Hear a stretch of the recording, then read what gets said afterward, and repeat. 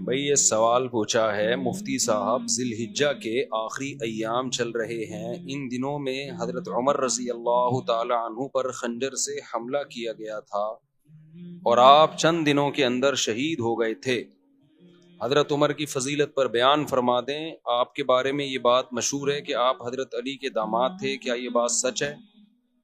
حضرت عمر کی ذات پر بہت سے اعتراضات کیے جاتے ہیں، جن میں حضرت فاطمہ رضی اللہ تعالی عنہا کے گھر کا دروازہ جلانا اور حضرت فاطمہ پر تشدد کرنا، جس سے آپ کا حمل ضائع ہو گیا، سر فہرست ہیں معاذ اللہ۔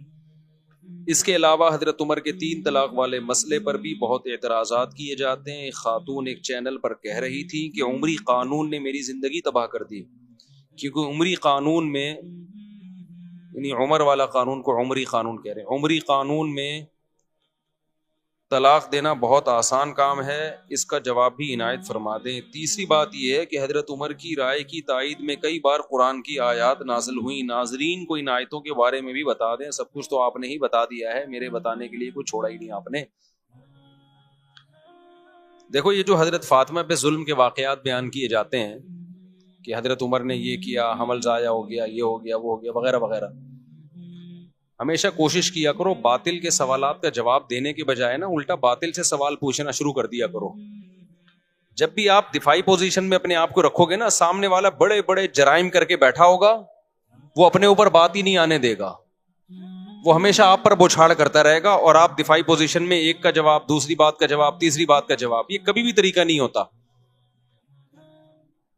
میں نے ایک واقعہ سنایا تھا کہ ایک صاحب آئے اور مجھے کہنے لگے کہ علماء دیوبند کے عقائد، آپ کے جو علماء دیوبند کے جو اکابر ہیں نا، ان اکابر کے عقیدے ٹھیک نہیں ہیں، میں آپ سے اس پہ مناظرہ کرنا چاہتا ہوں۔ مجھے کہنے لگے، میں نے کہا ٹھیک ہے، میں تیار ہوں اس کے لیے، لیکن آپ الزام لگاؤ گے علماء دیوبند کے جو اکابر تھے، جو ہمارے اکابر تھے، ان پہ الزام لگاؤ گے اور میں ان الزامات کا دفاع کروں گا، تو یہ برابری والی بات نہیں ہوئی۔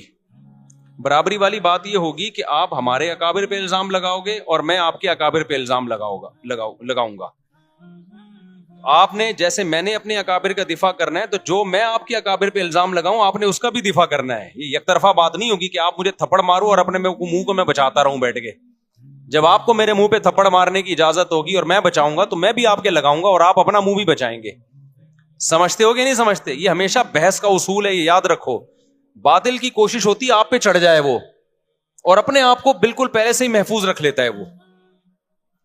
بات سے بات نکلتی ہے نا، عیسائی آتے ہیں، عیسائی لوگ جو طنز کرتے ہیں، اسلام پہ اعتراض کرتے ہیں، نبی صلی اللہ علیہ وسلم نے اتنی عمر میں 9 سال کی لڑکی سے شادی کی، فلانا، یہ وہ جو ان کے الزامات ہوتے ہیں جہاد اور اسلام تلوار سے، جو 8-10 مشہور اعتراضات ہیں۔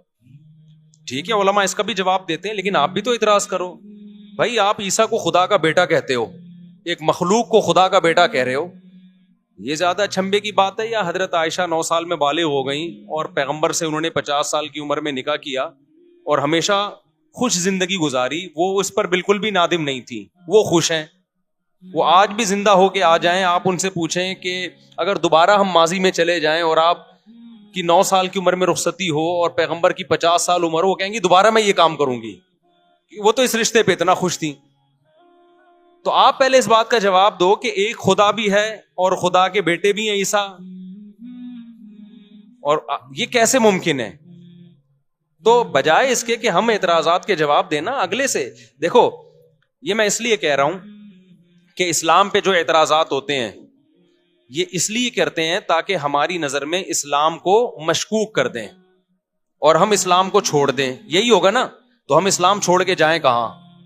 جدھر جانا ہے پہلے اس کا برحق ہونا تو ثابت کرو نا۔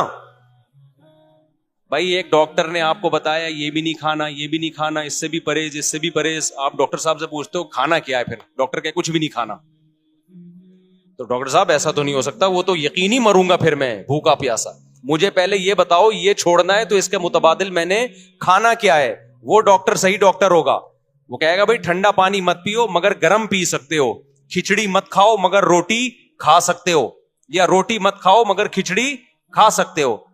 تو اسلام پہ جو لوگ اعتراض کرتے ہیں کہ اسلام میں یہ غلط، یہ غلط، فرض کر لو تھوڑی دیر کے لیے مان لیا بھائی اسلام غلط ہے، اب کیا کروں میں؟ اب میرے پاس یا تو عیسائی مذہب ہے یا ہندو ہے یا سکھ بن جاؤں یا میں ملحد ہو جاؤں, خدا ہی کا انکار کر دوں, تمام مذاہب کا انکار کر دوں.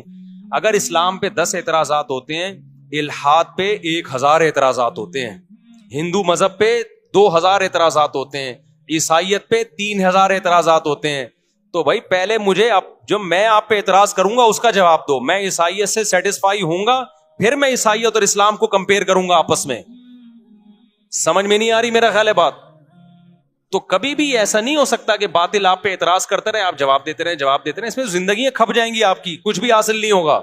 وہ کوئی نیا اعتراض نکال کے لے آئے گا, کل وہ کوئی نیا اعتراض نکال کے لے آئے گا. تو بجائے اس کے کہ آپ جو لوگ حضرت عمر پہ اعتراض کرتے ہیں نا کہ حضرت فاطمہ کے ساتھ یہ کیا, حضرت فاطمہ کے ساتھ معاذ اللہ نقل کفر, سیدھا سیدھا ایک جواب دیا کرو کہ حضرت علی رضی اللہ تعالی عنہ اس وقت زندہ تھے یا نہیں تھے, سیدہ فاطمہ حضرت علی کی زوجہ تھیں یا نہیں تھیں. تو آپ نے یہ حضرت عمر پہ اعتراضات کر رہے ہو, ان کو برا بلا معاذ اللہ کہہ رہے ہو, حضرت علی نے کیوں نہیں کیا یہ کام؟ نہیں, یہی بات میرا خیال ہے سمجھ. حضرت علی کیوں خاموش تھے کہ ان کی زوجہ کے ساتھ ظلم ہو رہا ہے, معاذ اللہ ان کی زوجہ کو مارا جا رہا ہے جس سے ان کا حمل ضائع ہو رہا ہے, معاذ اللہ میری بیوی کے ساتھ کوئی ایسا کرے میں خاموش رہوں گا؟ آپ ان کے ہاتھ پہ بیعت بھی ہو رہے ہیں, ان کو خلیفہ بھی مان رہے ہیں, اور حضرت عمر اور حضرت علی کے اتنے اچھے تعلقات کہ حضرت عمر جو کمیٹی بنا رہے ہیں 6 آدمیوں کی کہ میرے بعد کون خلیفہ ہوگا, اس میں سیدنا علی کا نام بھی ڈال رہے ہیں. واہ واہ واہ. حضرت علی کی زوجہ کے ساتھ اور پیغمبر کی صاحبزادی, ان سے بڑا کیا رتبہ ہو سکتا ہے, ان کے ساتھ معاذ اللہ ایک شخص اتنا ظلم کر رہا کہ وراثت معاذ اللہ نقل کفر, وراثت نہ دے رہا ان کو, ان کا حمل ضائع کر دیا. اور حضرت علی کے اتنے اچھے تعلقات, حضرت علی سے ایک ضعیف روایت نہیں ملتی کہ حضرت عمر پہ انہوں نے طنز کیا ہو یا ان کو ظالم کہا ہو. اتنے اچھے تعلقات کہ عمر حضرت علی کے لیے کو خلیفہ کے لیے نامزد کر رہے ہیں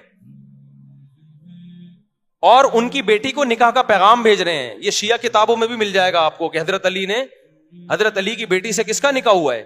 حضرت عمر کا. شروع میں حضرت علی نے نکاح کا پیغام مسترد کر دیا تھا, صرف اس بیس پہ کہ آپ کی عمر زیادہ ہے, اس بیس پہ نہیں کہ آپ ظالم ہیں, آپ نے میری زوجہ کے ساتھ معاذ اللہ اچھا سلوک نہیں کیا, عمر کے ایج ڈیفرنس کی وجہ سے. لیکن عربوں میں ایج ڈیفرنس کو کچھ زیادہ ویلیو نہیں دی جاتی تھی. بعد میں حضرت عمر سے انہوں نے اپنی بیٹی کا نکاح کیا. تو یہ کیا بات ہے, اپنی بیٹی کا نکاح بھی کر رہے ہیں, ان کو داماد بھی بنا رہے ہیں اور ان سے مشورے بھی لے رہے ہیں. حضرت عمر کا کوئی مجلس ایسی نہیں ہوتی تھی اہم جس میں کوئی جدید مسئلہ آیا ہو اور انہوں نے سیدنا علی کو اس میں مشاورت کے لیے شریک نہ کیا ہو. اور حضرت عمر یقینی طور پر حضرت علی کو اپنے بعد نامزد کر دیتے, لیکن حضرت علی کی عمر کی کمی کی وجہ سے, روایات میں ملتا ہے کہ عمر کی کمی کی وجہ سے حضرت علی نے 6 افراد کی کمیٹی بنائی. سمجھتے ہو کہ نہیں سمجھتے؟ تو ہم ان کے آپس میں تعلقات دیکھتے ہیں, کوئی ان میں نفرت نہیں تھی, ایک دوسرے کی تعریفیں, ایک دوسرے سے محبتیں. لیکن آج لوگ مدعی سست اور گواہ چست بنے ہوئے ہیں. تو باقی یہ کہ انہوں نے جو سوال کیا ہے کہ حضرت عمر کے 3 طلاق والے مسئلے پر, وہ یہ میں نے جمعے میں بھی اس پر بیان کیا تھا.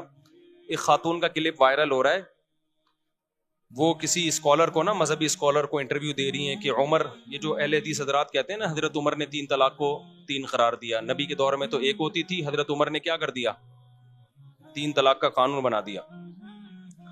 تو میں نے تو خود اہل حدیثوں کی تحریریں پڑھی ہیں اس بارے میں کہ انہوں نے گھر اجاڑ دیا لوگوں کا, یہ کر دیا حنفیوں نے نا. حالانکہ اگر گھر اجاڑنا ہے تو پھر تو حضرت عمر نے کیا, اور شیعہ صاف لفظوں میں کہتے ہیں یہ گھر اجاڑنے کا کام کس نے کیا, حضرت عمر نے. اہل حدیث صاف لفظوں میں نہیں کہتے کیونکہ ان کو پتا ہے کہ عمر کی محبت ہے لوگوں کے دلوں میں, وہ حنفیوں پہ ڈال دیتے ہیں. میں نے خود اہل حدیث کا فتویٰ پڑھا ہے کہ انہوں نے 3 طلاق کو 1 قرار دیا اور نیچے لکھا کہ قرآن و سنت میں 3 1 ہوتی ہیں اور حنفی علماء کو اجازت نہیں ہے لوگوں کا گھر اجاڑے وہ. حالانکہ یہ کام پہلے قرآن نے کیا, پھر پیغمبر نے کیا, پھر ابو بکر نے کیا, پھر عمر نے کیا, پھر عثمان نے کیا, پھر علی نے کیا, پھر 4 اماموں نے کیا, تمام صحابہ نے کیا, تمام تابعین نے کیا. 7ویں صدی ہجری میں ابن تیمیہ رحمۃ اللہ علیہ کا ایک تفرد تھا, انہوں نے کہا نہیں 3 1 ہوتی ہے. 700 سال تک امت میں اہل سنت میں آپ کو ایک فتویٰ بھی نظر نہیں آئے گا کہ جس نے 3 طلاق کو 1 کہا ہو. 7ویں صدی میں ابن تیمیہ نے کیا, ابن تیمیہ رحمۃ اللہ علیہ نے, پھر ان کے شاگرد نے بھی اپنے استاذ کی رائے کو فالو کیا, ابن قیم نے, پھر ابن قیم کے شاگرد ابن رجب حنبلی, انہوں نے بھی اپنے استاذ کو فالو کیا.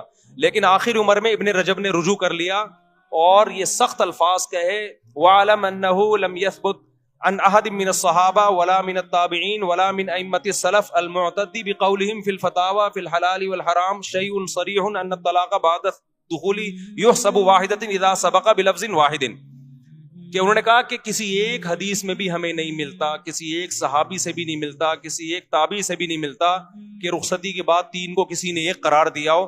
صاف لفظوں میں رجوع کیا کہ میرے استاذ ابن قیم اور ان کے استاذ ابن تیمیہ اس مسئلے میں واضح غلطی پر ہیں, اس کی کوئی حیثیت نہیں ہے. رجوع کر لیا انہوں نے. اس کے بعد فقہ حنبلی میں, چونکہ یہ حنبلی تھے, ابن تیمیہ بھی, ابن قیم بھی اور ابن رجب بھی, اس کے بعد فقہ حنبلی میں یہ 3 طلاق کو ایک کہنا ختم ہو گیا. آئی بات سمجھ میں؟ فقہ حنبلی میں بھی اتفاق ہو گیا 3 کتنی ہے بھائی, 3 ہی ہوتی ہیں, کیونکہ یہ سب حنبلی مذہب کے بڑے بڑے ائمہ تھے.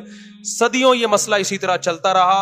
پوری امت میں 3 طلاقیں 3 ہوتی ہیں, 3 ہوتی ہیں, 3 ہوتی ہیں, یہاں تک کہ پھر شیخ بن باز جو سعودی عرب کے مفتی اعظم ہیں, جن کا تقریباً 15-20 سال پہلے انتقال ہوا, انہوں نے پھر ایک نئی رائے قائم کی کہ 3 کتنی ہوتی ہیں, 1 ہوتی ہیں. جب انہوں نے رائے قائم کی, ان کے استاذوں نے ان کی مخالفت کی. بن باز سے طلاق کے معاملے میں فتویٰ لینا جائز نہیں ہے. میرے پاس میں نے نیٹ سے پوری عبارتیں نکالی تھی, ان کے استاذوں نے رد کیا کہ بن باز کا فتویٰ 3 طلاق کے معاملے میں اس سے بیوی حلال نہیں ہوگی, اجماعی مسئلہ ہے. لیکن شیخ بن باز تھے, بڑی حیثیت تھی ان کی, تھے پرہیزگار آدمی وہ, لیکن ایک آدمی کی غلطی کو آپ پوری امت پہ کیسے تھوپ رہے ہو بھائی؟ پھر کیا ہوا, سعودی عرب میں یہ مسئلہ اختلافی بن گیا. پھر جب اختلافی بنا تو پھر ہوا یہ کہ شیخ بن باز کے استاذ اور تمام حنبلی علماء وہ سارے 3 کے 3 ہونے کا فتویٰ دیتے تھے. بن باز کے پاس جب جاتا تو 3 کے 1 ہونے کا فتویٰ. پھر بن باز کے ہی قریبی لوگوں میں سے تھے شیخ صالح العثیمین, اللہ ان کی مغفرت فرمائے, بڑے عالم تھے. انہوں نے بھی بن باز کی رائے لی, 3 کتنی ہوتی ہیں, انہوں نے بھی کہا 1. اب سعودی عرب میں پھٹا ہو گیا. پھر کیا ہوا, 80 کی دہائی یا 90 کی دہائی میں سعودی حکومت نے ایک سرکولر جاری کیا کہ 3 طلاق کے مسئلے پر تمام علماء مل کے بیٹھیں اور دلائل سے اس مسئلے کو نمٹائیں. کوئی یہ فتویٰ دے رہا ہے, کوئی وہ فتویٰ دے رہا ہے.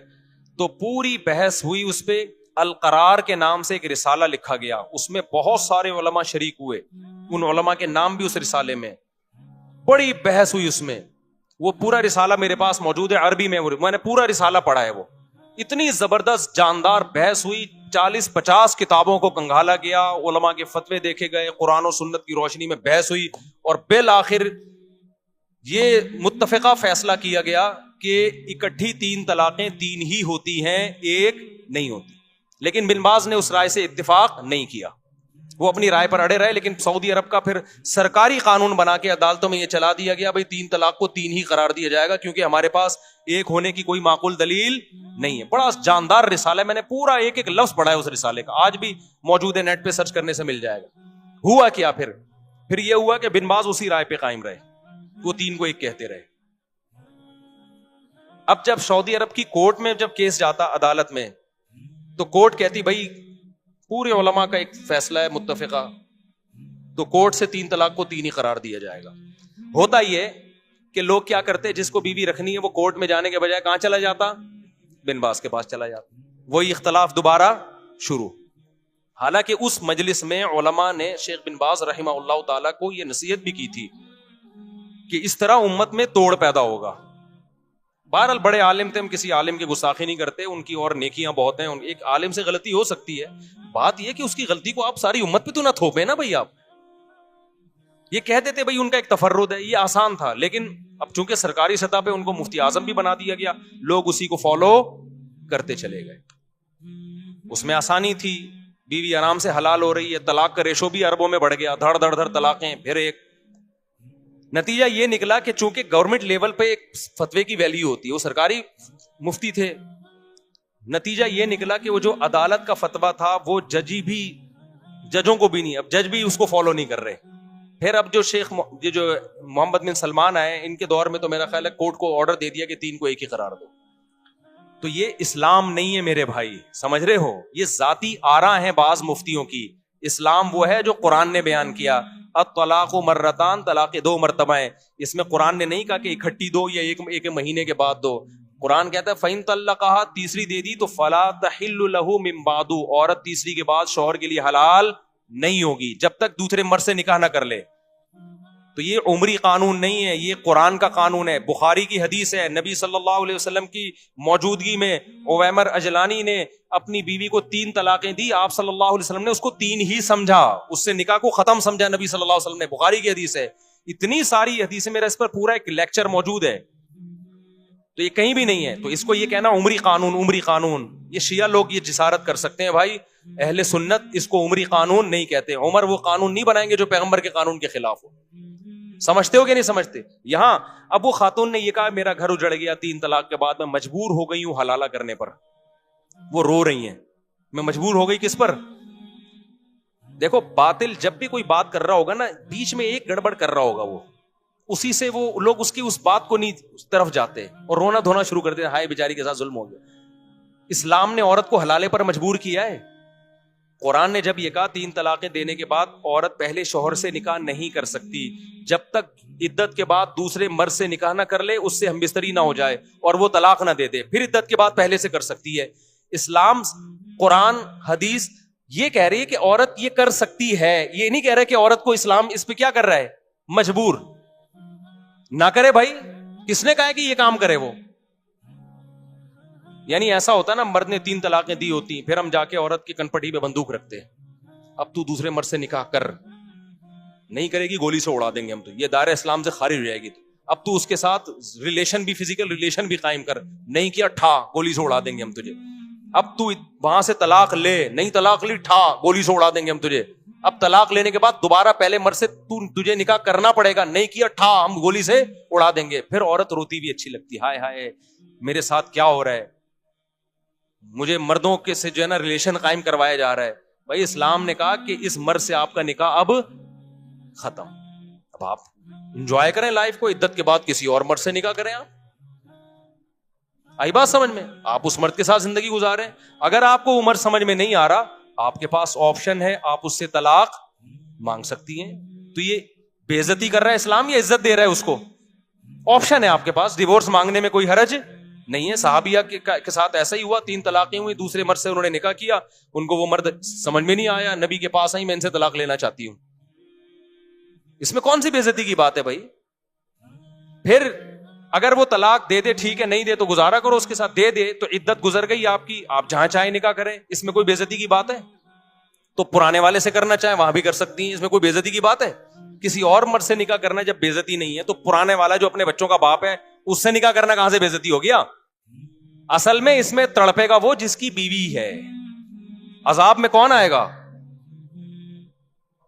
مرد. بے عزتی مرد کی ہو رہی ہے، ٹھیک ہے نا، جس نے غصے میں طلاقیں نکال دی اور اب رو رہا ہے. اب اسلام کہہ رہا ہے نا نا نا نا نا، تیری یہ محبوبہ جس کو تو نے غصے میں چھوڑا ہے، اب یہ کسی اور کے نکاح میں جائے گی، اور تو تیرے لیے وہ رات کیا ہوگی، ایسے جیسے آگ کے انگاروں پہ لیٹا ہوئے تو. اور آئندہ یہ لفظ زبان سے نکالنے سے پہلے تو 100 دفعہ سوچے گا. عذاب میں تو وہ آئے گا بندہ. دوسری بات یہ، خواتین یہاں یہ کہتی ہیں کہ جب عورت کو طلاق ہو گئی، ٹھیک ہے جی، وہ مجبور نہیں ہے کہ حلالہ کرے، وہ مجبور نہیں ہے، لیکن وہ بیچاری جائے گی کہاں؟ اس کا گھر تو اجڑ گیا نا. تو اس لحاظ سے تو وہ مجبور ہی اپنا گھر بسانے کے لیے اس کو یہ پروسیس سے گزرنا پڑے گا.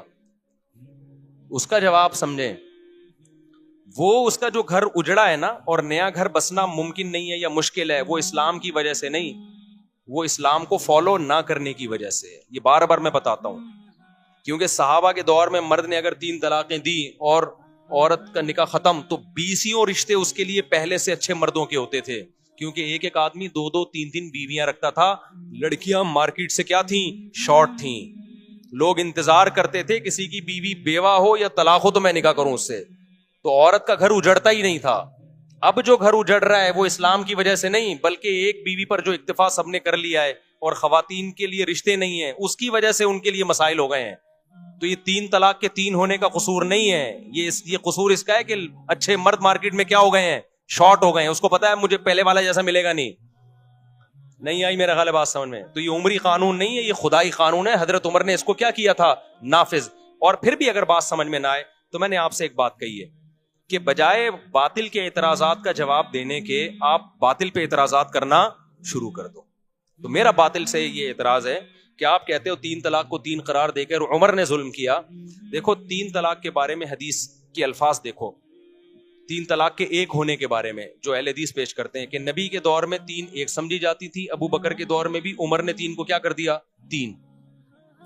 ہم کہتے ہیں وہ جو نبی کے دور میں ایک سمجھی جاتی تھی اس کا مطلب یہ نہیں ہے جو اہل حدیث بیان کر رہے ہیں, اس کا مطلب دوسری حدیث میں آتا ہے کہ زمانہ جاہلیت میں تین کو ایک سمجھا جاتا تھا, اسلام نے اس کو کیا کر دیا, منسوخ. حضرت عمر کے دور میں بہت سے لوگوں کو پتہ ہی نہیں تھا کہ اب تین ایک نہیں ہے, تین تین ہی ہوں گی. حضرت عمر نے تین کو تین نافذ کر دیا, تو بہت سے لوگ سمجھے یہ کام کون کر رہا ہے, عمر کر رہے ہیں. اس کی مثال ایسے ہے جیسے صحیح مسلم ہی کی حدیث ہے کہ نبی کے دور میں ہم متا کیا کرتے تھے, جابر بن عبداللہ کہہ رہے ہیں رضی اللہ عنہ. ابو بکر کے دور میں بھی ہم متا کیا کرتے تھے, عمر نے متا پہ کیا لگا دی, پابندی لگا دی. ہم اس کا جواب کیا دیتے ہیں, بھائی متا تو نبی کے دور میں حرام ہو گیا تھا, ابو بکر کے دور میں بھی حرام تھا, عمر نے جو پابندی لگائی تو وہ جو کام نبی کے دور میں حرام ہو گیا تھا عمر نے اس کو نافذ کر دیا. لیکن نبی کے دور میں جب متا حرام ہوا تو سب کو پتہ نہیں تھا کہ حرام ہے, وہ جائز سمجھ کے کر رہے تھے. ابو بکر کے دور میں بھی کرتے رہے کیونکہ اس خبر پھیلی نہیں تھی اس حرام ہونے کی.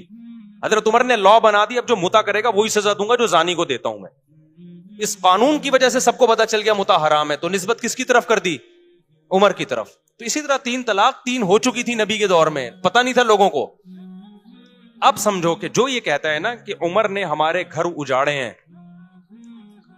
معاذ اللہ, تین طلاق کو تین قرار دے کے, آپ اس سے اعتراض کیا کرو کہ اگر تین طلاقیں نبی کے دور میں ایک تھیں اس حدیث کی وجہ سے کہ عمر نے تین کو تین قرار دیا ہے, تو متا بھی کس نے حرام قرار دیا, پھر عمر نے. لہذا آپ اگر عمر کو نہیں مانتے تو متا جیسی بغیرتی کو بھی آپ کو ماننا بولو پڑے گا پھر آپ اسی جیسی حدیث کی وجہ سے. اور اگر آپ جواب میں کہتے ہو کہ نہیں متا تو نبی کے دور میں حرام ہو چکا تھا, تو ہم آپ کو یہ بھی دلیلیں دیں گے کہ تین طلاقیں بھی نبی کے دور میں تین ہو چکی تھی. تو اب جو لوگ حضرت عمر پہ اعتراض کر رہے ہیں نا کہ عورتیں کہہ رہی ہیں, اب یہ میں اس خاتون کی طرف آتا ہوں کہ جو کہہ رہی ہیں کہ عمر نے تین کو تین قرار دے کے میرا گھر اجاڑ دیا. او بھائی, عمر نے متا کو حرام قرار دے کے آپ کا گھر بچا لیا ہے بہت ساری عورتوں کا, کیونکہ عورت کبھی نہیں چاہتی کہ میرا میاں متا کرتا پھرے. وہ کیا خیال ہے, جس عورت کو پتا چلے میرا میاں 20 عورتوں سے متا کر چکا ہے اس کا گھر بسے گا؟ حضرت عمر نے متا پہ پابندی لگا کے کروڑوں عورتوں کا گھر بچا لیا کہ بیوی کے علاوہ تمہارے پاس کوئی آپشن نہیں ہے. متا پتہ ہے کیا ہوتا ہے جس کو یہ لوگ جائز قرار دیتے ہیں؟ متا یہ ہوتا ہے کہ جس پہ جس کو کہا جاتا ہے حضرت عمر نے حرام قرار دیا, وہ والے متا کی بات کر رہا ہوں. کون سا متا حرام قرار دیا؟ متا یہ ہوتا ہے کہ آپ کسی عورت سے ایگریمنٹ کر لیں 1 سال کا یا 6 مہینے کا یا 1 ہفتے کا, کوئی بھی ٹائم متعین کر لیں, 2 گواہ ہوں, ایجاب و قبول ہو کہ ہم دونوں ایک دوسرے کے لیے حلال ہیں 1 مہینے کے لیے یا 1.5 مہینے کے لیے یا 2 مہینے کے لیے یا 1 سال کے لیے یا 10 سال کے لیے, کوئی بھی ٹائم متعین کر دیں یا 1 گھنٹے کے لیے. اٹ از کالڈ, بولو نا, متا. ہم یہ کہتے ہیں کہ اس میں اور زنا میں رتی برابر بھی فرق بولو نہیں. جو لوگ متا کو حلال کہتے ہیں وہ کہتے ہیں نہیں اس میں بڑا فرق ہے, زنا میں ٹائم متعین نہیں ہوتا, عورت کے ساتھ منہ کالا کیا اور نکل لیے, اس میں ٹائم متعین ہے. آئی بات سمجھ میں؟ زنا میں گواہ نہیں ہوتے, اس میں کیا ہے, گواہ ہیں, یہ کوئی فرق نہیں. اچھا, کہتے ہیں زنا میں جو اولاد ہوگی حلالی نہیں ہوگی, جبکہ متا سے جو اولاد ہوگی حلالی ہوگی. اور بھائی یہ فرق نہیں ہے, یہ آپ نے زنا پہ ایک خوبصورت یعنی آپ گواہ بنا کے زنا کر رہے ہیں, ٹھیک ہے نا. اس کا مطلب ہے بس کسی عورت سے زنا کرنا ہو تو 2 بندوں کو گواہ بنا لو اور ٹائم متعین کر لو 1 گھنٹے کا. زنا میں بھی آج کل جو زنا ہو رہا ہے نا مارکیٹ میں, اس میں بھی طوائفیں کرائے پہ ایک ٹائم کے لیے ملتی ہیں, ٹائم ہوتا ہے ان کا. وہ پرانے زمانے میں زنا ہوتا تھا, گئے اور منہ کالا کر کے بھاگ گئے, کوئی دیکھ تو نہیں رہا. ابھی جو ہوٹلوں میں لوگ بتاتے ہیں نا جو برائیاں کرتے ہیں کہ باقاعدہ ٹائم ہوتا ہے طوائف کا کہ اتنے ٹائم تک آپ کے ساتھ رہے گی وہ, تو ٹائم بھی ہو گیا. 2 گواہ بتا دو, وسیم اور غفار کو, اپنے دوستوں کو بتا دو آج میں طوائف سے منہ کالا کرنے جا رہا ہوں. کوئی فرق نہیں ہے بھائی.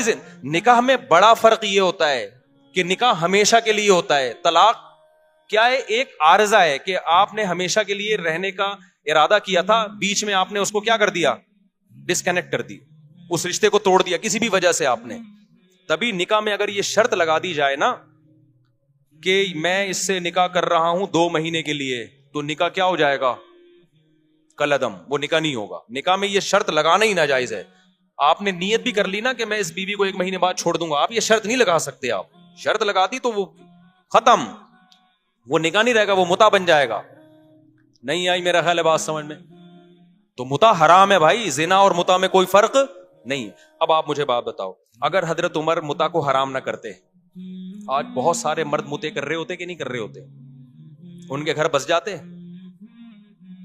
और फिर हलाल जिना में तो आज जब मर्द जिना करता है ना तो घर नहीं बसता, बीवी तलाकें लेके चली जाती हैं, जबकि वो जिना को बुरा समझ रहा होता है, बीवी से सॉरी कर रहा होता है, बेगम आइंदा नहीं करूंगा, गलती हो गई। मुता जिस पे उमर ने पाबंदी लगा के औरतों के पर बड़ा एहसान किया, उनके घर बसा लिए, वो जब मुता लोग करते तो पकड़े जाते तो बेगम से कहते बेगम हलाल है। जैसे मैं दूसरी शादी के बाद पकड़ा गया था तो मैंने क्या कहा था? हलाल है ये, लेकिन शादी थी ना वो। तो जो मुता करते हुए पकड़ा जाएगा वो क्या कहेगा? भाई बुरा थोड़ी है, पाबंदी किसने लगाई है? उमर ने।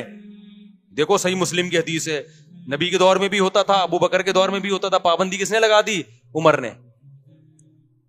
तो बताओ उमर औरतों का घर उजाड़ रहा है या बना रहा है? उमर ने पाबंदी लगाई। क्या पाबंदी लगाई थी? पाबंदी तो इस पहले से लगी हुई थी। उमर ने बोला, हजरत उमर ने, अब जो मुता करके आया ना, शादीशुदा करेगा, पत्थरों से मार के रजम करूंगा, क्योंकि लोग कहते थे ये जिना नहीं है। हजरत उमर ने कहा ऐसी कोई दलील नहीं सुनूंगा मैं, नहीं ये बात मेरा ख्याल है समझ में। उन्होंने बोला कि रजम करूंगा, पत्थरों से मारूंगा मैं। ये दलील नहीं है कि जी ये गोद गवाहों की मौजूदगी में इजाब कबूल हो रहा है। तो जो लोग कहते हैं कि मुता हलाल है, तो उन्होंने औरतों का घर क्या कर दिया? तबाह कर दिया। 3 तलाकों को जो 3 कहते हैं, चंद औरतों का घर तबाह होता है, लेकिन बेशुमार औरतों का घर बस जाता है। मर्द को जब पता चलता है ना 3 लफ्ज जबान से निकाले तो दोबारा नहीं मिल सकती मुझे ये, वो करोड़ दफा सोचता है जबान से निकालते हुए, बहुत दफा सोचता है, इबरत हो जाती है उसको, लिहाजा उससे घर बसता है, टूटता नहीं है। चंद का तो टूटता है, लेकिन चंद की वजह से लाखों का बस जाता है। और जिन्होंने मुता को हलाल कर दिया, तो खुद औरत सोचे अपने सीने पे पत्थर रख के कि आपका मियां एक काम जायज समझ के मुंह काला कर रहा हो, आज उस औरत से मुता किया। क्योंकि जब मुता जो लोग हलाल कहते हैं, फिर उनके कोई लिमिट थोड़ी है कि 20 से हलाल है, 21वीं से हराम है। कहते हैं सब हलाल है, बस हलाल है, जितना बचाओ मुता ही करो। समझ में नहीं आ रही बात। और जो लोग मुता को हलाल कहने के दलाइल देते हैं, मैं उनसे एक सवाल पूछता हूं कि फिर आप ये काम छुप के क्यों करते हो? इसका मतलब आपका ज़मीर अंदर से कह रहा होता है कि ये अच्छा काम, बोलो।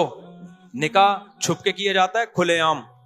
कुछ लोग छुप के दूसरी शादी इसलिए कर रहे होते हैं कि पिटने का खौफ होता है।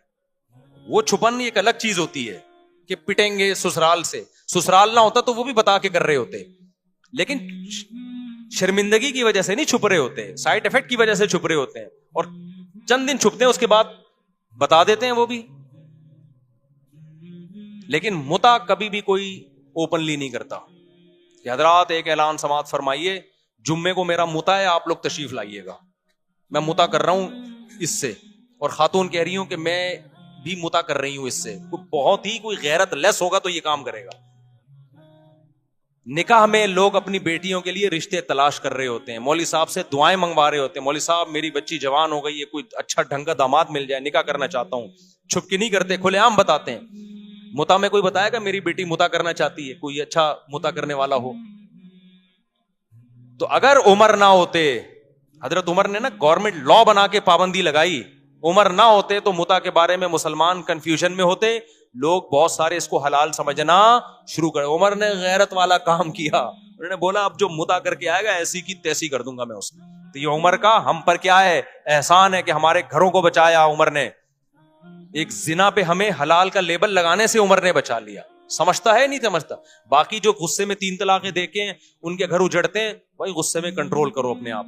बल्कि उमर ने हम पर एहसान किया कि हमें गुस्से में अपनी जबान पे कंट्रोल करना सिखा दिया, वरना धड़ाधड़ देते रहते, तलाक को खेल बनाते रहते। आज बहुत से लोग हैं, जब बात आती है बेगम को तलाक निकालते हैं, तलाक निकालते हैं। औरत को इससे तकलीफ होती है, हम सब कुछ कर लेते हैं भाई, तलाक निकालते हैं, हम खुद कांपने लगते हैं, अबे भाई ये तो तीर है, कमान से निकल गया तो वापस नहीं आएगा। कितने केसेस लोगों के मेरे पास आते हैं। हमारे मोहल्ले में एक साहब थे, लड़ते थे ना बीवी से, रोजाना लड़ाई, फिर उनको गुस्सा आता तलाक दूंगा, कांपते थे यूं करके, कहते मैं तो दे दूंगा ही 10 साल से कहते रहे। نکالی نہیں, ان کو پتا تھا بھائی نکل گئی تو بیگم گئی ہم سے. کتنے لوگ, یہ تو آپ کے سامنے تو وہ کیس آ رہے ہیں نا جن نے غصے میں دے دی ہے, ایسے بہت سارے کیس ہیں, بہت غصہ آیا نہیں دی انہوں نے, اور جو غصے میں دے دیتے ہیں. تو اسلام یہ چاہتا ہے کہ جو آدمی پاگل ہے نا غصے میں, تو اس پاگل کی کا حق ہی نہیں ہے کہ بیوی رکھے وہ, کیونکہ جب غصے میں تین نکال رہا ہے تو کل غصے میں چاقو بھی مار سکتا ہے, کل غصے میں پسٹل بھی چلا سکتا ہے. آج بول دیتے ہیں مجھے غصے میں پاگل ہو گیا تھا میں نے دے دی ہے, میں کہتا ہوں بھائی تیرے پاس بندوق ہوتی تو غصے میں 3 فائر کر دیتا, کوئی عدالت چھوڑتی آپ کو؟ اسلام میں غصے کے احکام قابل معافی نہیں. آپ نے غصے میں اگلے کا جبڑا پھاڑ دیا, اب پولیس آئی ہے, کیا ہوا, کہنا یار غصے میں ہو گیا سوری. کوئی دنیا میں کہیں بھی غصہ ایسی چیز نہیں ہے جو قابل معافی ہو, اور انسان کی آزمائش ہے ہی غصے میں میرے بھائی. نارمل میں تو کوئی بھی الٹے کام نہیں کر رہا ہوتا. تبلیغ جماعت کے ایک بزرگ تھے نا, ان کے پاس ایک شخص آیا, کہنے لگا میں نے غصے میں بیوی کو 3 طلاقیں دی, بہت شدید غصہ تھا. انہوں نے کہا یار آج تک ہم نے نہیں کبھی دیکھا کہ محبت سے بیوی کو کسی نے 3 طلاقیں دی, کہ جا میری پیاری تو مجھے بہت پیاری لگتی ہے تجھے طلاق ہے, ایسا کہیں نہیں. تو غصے میں ہی تو پاگل ہوتے ہیں, اور پھر غصے میں ہی سزائیں ملتی ہیں. قتل جتنے ہوتے ہیں, ہمارے ایک دوست نے قتل کیا, مجھے آ کے بتا رہے, کہہ رہے ہیں غصے میں نے بندہ مار دیا, اپنے دوست کو مار دیا. کہہ رہے مجھے اتنی ندامت ہے کہ میرا سکون نہیں مل رہا مجھے. سارے الٹے کام کس طرح ہوتے ہیں میرے بھائی. ابھی ایک کیس چل رہا ہے, میں اس میں پڑھا ہوں سلو کے لیے. غصے میں اپنے چچا زاد بھائی کو بندے نے قتل کر دیا, اور اتنا رو رہا ہے کہ یار میں نے, میرا محسن تھا وہ, میرے بڑے بھائیوں کی طرح اس نے مجھے بچپن سے پالا, میرے پاؤں میں آ کے نا ناک رگڑ کے چیخیں مار کے رو رہا تھا بندہ قاتل. کہہ رہے مجھ سے کیا ہو گیا مفتی صاحب, میں نے اپنے چچا زاد بھائی جو میرے سگے بھائیوں کی طرح تھا میں نے مار دیا اس کو. اتنا رو رہا ہے. کیوں؟ غصے نے کیا کر دیا اس کو, پاگل. تو کیا کیس نہیں بنے گا, کیا پولیس چھوڑ دے گی؟ نہیں, یہی بات میرا خیال. اب اگر اس کو پولیس لٹکاتی ہے, عدالت لٹکاتی ہے پھانسی کے پھندے پہ, لوگ کہتے ہیں یار بےچارے سے غصے میں پسٹل چل گئی, اتنا رو رہا ہے یار, چھوڑو یار. قرآن کیا کہتا ہے, وَلَكُمْ فِي الْقِصَاصِ حَيَاةٌ, اے لوگو قصاص میں زندگی ہے, ایک لٹکے گا 20 لوگ قتل کرنے سے بچ جائیں گے. تو اسی طرح یہاں بھی ہے, 3 طلاقوں میں گھر بسانا ہے, اجاڑنا نہیں ہے. چند لوگ 3 دیں گے, ان عبرت کا نشان بنیں گے, باقی لوگ کی زبانیں بند ہو جائیں گی, بولیں گے بھائی کچھ بھی زبان سے نکالو, طلاق کا لفظ زبان سے نکالنے کا نہیں ہے. نہیں ہے بات میرا خیال ہے سمجھ میں. ابھی یہ کہتے ہیں اسلام میں طلاق بہت آسان ہے, بہت مشکل ہے اسلام میں, کیونکہ اس کا سائڈ افیکٹ بہت زیادہ ہے. دوسروں کے ہاں بظاہر بڑی مشکل ہے طلاق, لیکن بہت آسان ہے. ان کے یہاں ہندوؤں میں کوٹ میں جانا پڑتا ہے, لیکن اتنی آسان ہے تبھی تو دھڑا دھڑ ہو رہی ہیں طلاقیں. ہمارے یہاں بہت آسان ہے لیکن حقیقت میں بہت مشکل ہے, تبھی ہمارا فیملی سسٹم کامیاب ہے. تو یہ تو حضرت عمر پہ اعتراض کا میں نے جواب دیا, بات لمبی ہو گئی. اور پتہ نہیں کیا لکھا ہے انہوں نے حضرت عمر کے بارے میں. تیسری بات یہ کہ حضرت عمر کی رائے کی تائید میں کئی بار قرآن کی آیتیں, یہ تو بہت دفعہ ہوا ہے. حضرت عمر نے نبی صلی اللہ علیہ وسلم سے فرمایا کہ اپنی خواتین کو حکم دیں پردہ کیا کریں. آپ صلی اللہ علیہ وسلم نے نہیں حکم دیا, قرآن کی آیتیں نازل ہو گئیں. یا ایھا النبی قل لازواجک وبناتک ونساء المؤمنین یدنین علیہن من جلابیبہن. غزوہ احد میں یعنی اللہ نے حکم دے دیا کہ پردہ کروائیں اے نبی, اپنی ازواج کو بھی اور مومنین کی بیٹیوں کو بھی کہتے ہیں آپ پردہ کریں. کس کی تائید میں نازل ہوئی ہے؟ حضرت عمر کی. حضرت عمر رضی اللہ تعالی عنہ کی رائے یہ تھی. ایک اور مثال تھی بڑی زبردست, میرے ذہن سے نکل گئی, وہ بہت زبردست مثال تھی. حضرت عمر کا ایک مشورہ تھا, ہاں جنگی قیدیوں کے بارے میں. جب بدر میں قیدی آئے نا تو حضرت عمر نے حکم دیا ہر شخص اپنے رشتہ دار کی گردن اڑا دے. نبی صلی اللہ علیہ وسلم نے کہا کہ نہیں, فدیہ لے کے چھوڑ دیں ہم ان کو. قرآن کی آیتیں نازل ہوئیں. نہیں یہ تو الگ آیت ہے, حرمت علیکم امہاتکم, اس کا اس سے کوئی تعلق نہیں. ٹھیک ہے, لولا کتاب من اللہ سبق لمسکم فیما اخذتم فیہ عذاب عظیم. اے ایمان والو, تم نے جو ان قیدیوں کو فدیہ لے کے چھوڑ دیا, اللہ نے پہلے سے مقدر میں اگر یہ نہ لکھا ہوتا نا کہ تمہیں ہلاک نہیں کرنا, تو یہ اتنا بڑا جرم ہوا ہے کہ اللہ تمہیں ہلاک کر دیتا. ان قیدیوں کو چھوڑا کیوں؟ یہ تو اتنی بڑے اسلام کے دشمن تھے. تو کس کی رائے صحیح ہوئی؟ حضرت عمر کی, ان کی رائے میں. اور حدیث میں آتا ہے کہ شیطان عمر کو دیکھ کے اپنا راستہ بدل لیتا ہے. بخاری کی حدیث ہے, رسول اللہ صلی اللہ علیہ وسلم نے فرمایا میں نے خواب میں دیکھا کہ ابو بکر نے ایک ڈول نکالا, اس میں کمزوری تھی. پھر میں نے ایک بہت طاقتور کو دیکھا کہ اس نے ڈول نکالا اور بڑی طاقت کے ساتھ ڈول نکال لیا نا, کنویں سے نہیں پانی کا ڈول نکالتے. تو آپ نے فرمایا اس خواب کی تعبیر کیا ہے عمر, یعنی ان کے دور میں جو نظام چلے گا نا طاقت اور قوت کے ساتھ چلے گا. غیر مسلم اس بات کا اعتراف کرتے ہیں کہ اسلامی تاریخ میں عمر جیسا دور نہیں آیا. ایسا خاندانی دور تھا نا حضرت عمر کا, کوئی اختلاف نہیں. اور کتنے آپ نے, اچھا جرمنی میں نا ابھی بھی عمر لا کے نام سے, عمر لا کے نام سے وہاں کی یونیورسٹی میں پڑھایا جاتا ہے, اس کو کہتے ہی عمر لا ہیں. میں پہلے اس بات کو یقین نہیں کرتا تھا, میں گیا تو پتا چلا ایسا ہے حقیقت میں. یہ جو انسانی فلاح و بہبود کے قوانین انہوں نے وضع کیے نا بہت سے یورپین کنٹریز نے, یہ حضرت عمر سے لیے انہوں نے. اس کا نام بھی اب تک انہوں نے عمر لا رکھا ہوا ہے. نہیں آئی میرا خیال ہے بات سمجھ میں. تو غیر آپ کے خلیفہ عادل کے عادل ہونے اور اس کی فضیلت کی گواہی دے رہا ہے, اور یہاں بعض لوگ جو اپنے آپ کو اسلام کی طرف منسوب کرتے ہیں وہ عمر کو برا بلا کہہ رہے ہیں معاذ اللہ. حضرت عمر کو اسلامی تاریخ سے نکال دو تو کیا بچے گا بھائی آپ کے پاس؟ ایک ہی تو دور تھا جس میں اسلامی سلطنت 22 لاکھ مربع میل پہ پھیلی ہے اور کسی میں مجال نہیں تھی کہ کوئی سر اٹھا کے بات کر سکے.